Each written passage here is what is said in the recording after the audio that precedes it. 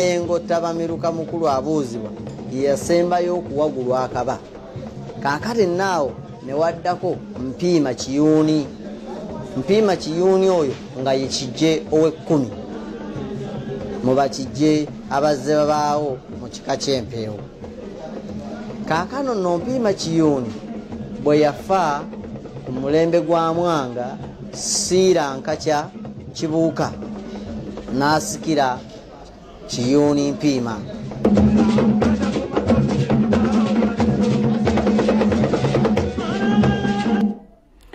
Weewaawo nkwebaza gwe tukyatambula naye ekitundu kyaffe ekyakubiri katushigulewo n'emboozi evudde mu Green Cell Namwenda Town Council Kamuli mu district Kamuli. Batwalidde amateeka mu ngalo bwe bazze ku bantu babiri ne babakuba bantu basatu ne babakuba nga bateeberezebwa okwenyigira mu bubbi obwa pichi. Emboozi eno katongero gikulambululira mu bujjuvu bwayo.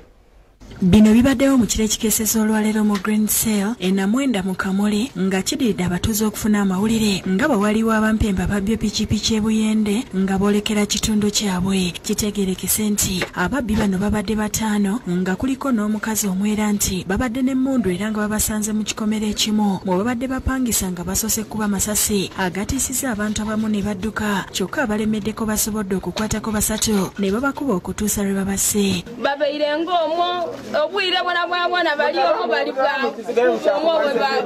bapulani neliko unyaba biba nemudi bali dolanga anule ebyambalo bya government. Isa Matovu ng'ali kakiiko k'ebyokwerinda Namwenda agamba nti abadde balawuna ekiro we bafunidde amawulire gano. Olwayisaga kinasubiriikizaamu nga ndagana mbajaji ibiri nagana nibene nga batyamya kabalaza ondi alambere ku bajaji n'abalamusana bulungi. Ategeezezza nti ababbi bano bakubye amasasi abiri mu bbanga so nga babasanze n'ebyambe ennyondo ebyuma ebisimulula pikipiki n'ebirala.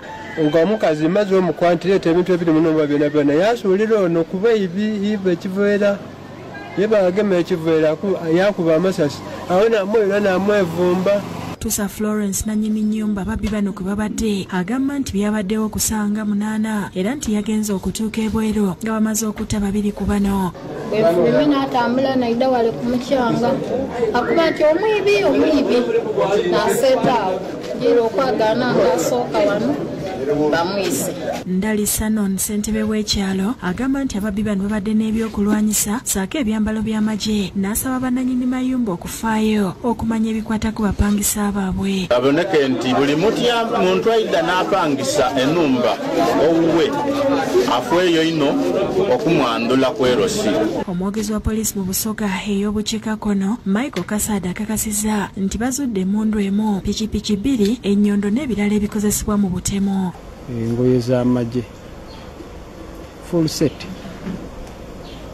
bibadde mu nnyumba. Agamba nti bakyanoonya abalala ababiri abadduse okuli n'omukyala. Kati omukyala ye abadde adduse n'omusajja omu nga babadde badduse era tubanoonya. Bino bibeereddewo nga n'abatuuze b'ekiragga erwabenge mu Kalongo babuutikiddwa ensisi olwa munnaabwe Paulo Lubowa okukubwa ekisenge ne kimutira mu kayumba mu abadde asula. Ekisinza okuba nakuwaza kwe kuba nti balabidde ku nsowera nga ziŋŋongera mu kisenge ekyagwa nga tebabadde bamaze ennako nga tebamulabirawo. Nazimba iyo omukyala n'awasiza wali ebbali. Abeerosi nga bakulembeddwa Godfrey Kyagenda batadde namwandu luwedde ku pikipiki nga bayambibwako ba crime preventer ne bamutwala ku poliisi afunireyo obukuumi olw'ababadde baagala okumugajambula. Tokweka maaso kitemuggwe. Nathan Sengoba ne Bagala Ina Senabulya be bakusakidde ekkulire lino ku lwa Bukedde TV.